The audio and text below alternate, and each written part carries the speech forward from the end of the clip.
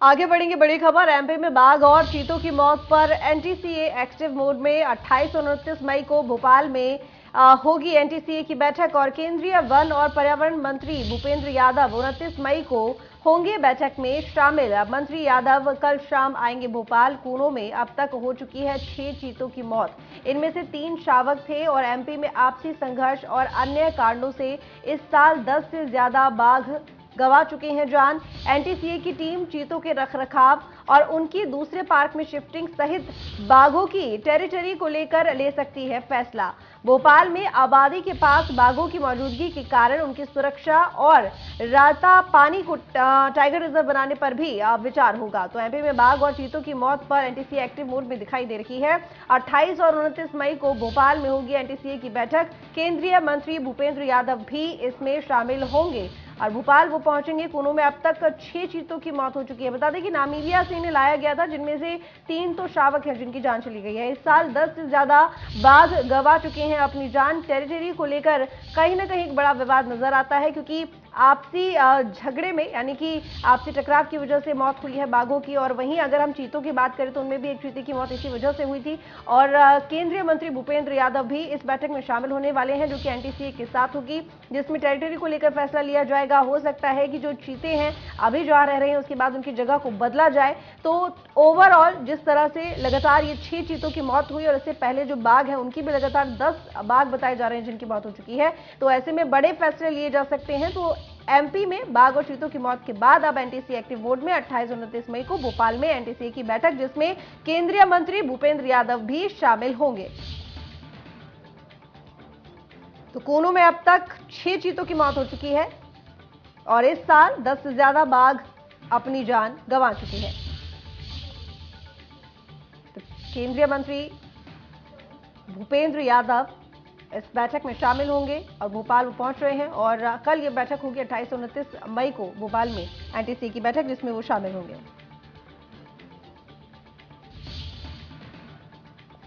Resident editor प्रभु पटेरिया हमारे साथ जुड़े हुए हैं ज्यादा जानकारी के साथ में। प्रभु, जिस तरह से लगातार 6 चीतों की मौत हो गई है और ये भी बताया जा रहा है कि एक साल में, इस साल की अगर बात की जाए तो 10 से ज्यादा बाघ अपनी जान गंवा चुके हैं, तो ऐसे में जो एनटीसीए है अब वो बैठक करने जा रहा है, जिसमें केंद्रीय मंत्री भूपेंद्र यादव भी शामिल होने वाले हैं। क्या कुछ जानकारी इस मीटिंग को लेकर, किस तरह के फैसले लिए जा सकते हैं इसमें?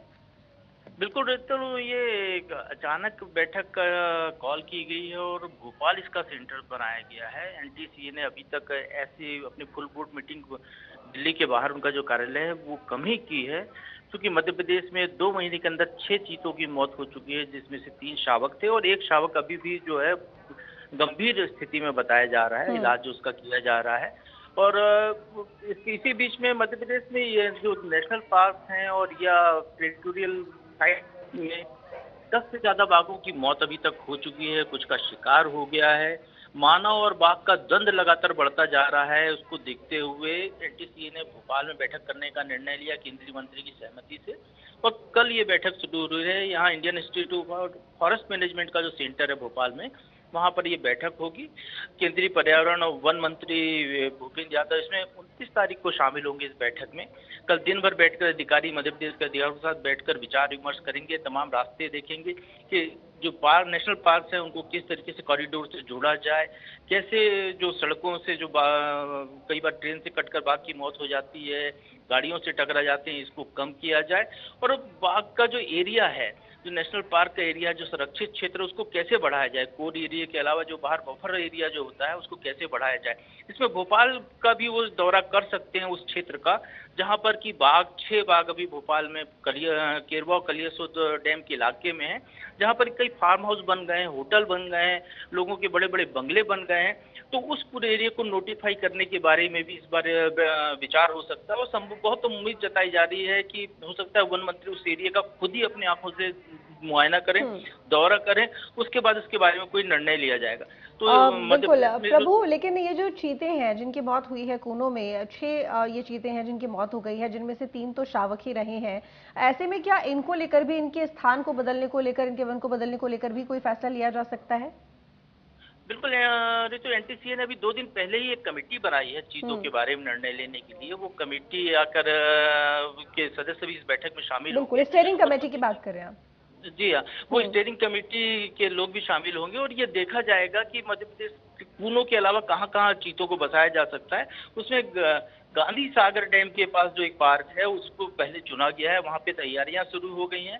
वहाँ हिरणों को लाकर छोड़ा जा रहा है प्री बेस के तौर पर, तो पहले वहाँ शिफ्ट करने की बात हो रही है। मध्य प्रदेश में एक नौरादेही है दमोह जिले में, उस जगह का भी चयन हुआ है। इसके अलावा मुकुंद जो राजस्थान में है, वहां पर भी चीतों को बसाया जाना है, तो ये तैयारियां यहाँ पर उसको लेकर भी बातचीत हो रही है। और एक चीज और यहाँ पर होने जा रही है, क्योंकि प्रधानमंत्री जब आए थे कूनो में चीते जब छोड़े गए थे, तो उन्होंने कहा था बहुत जल्दी पर्यटक इनको देख पाएंगे। तो वहां पर जो है सफारी की अनुमति देने के बारे में भी ये कमेटी विचार करेगी। जहाँ चीतों की सुरक्षा की बात हो रही है, वहाँ चीतों से पर्यटन बढ़ाने के विषय में भी ये कमेटी, कल जो बैठक होनी है एनटीसीए की, उसमें कोई न कोई नया निर्णय निकलकर सामने आ सकता है। चलिए ठीक है प्रभु, बहुत शुक्रिया आपका तमाम जानकारी के लिए।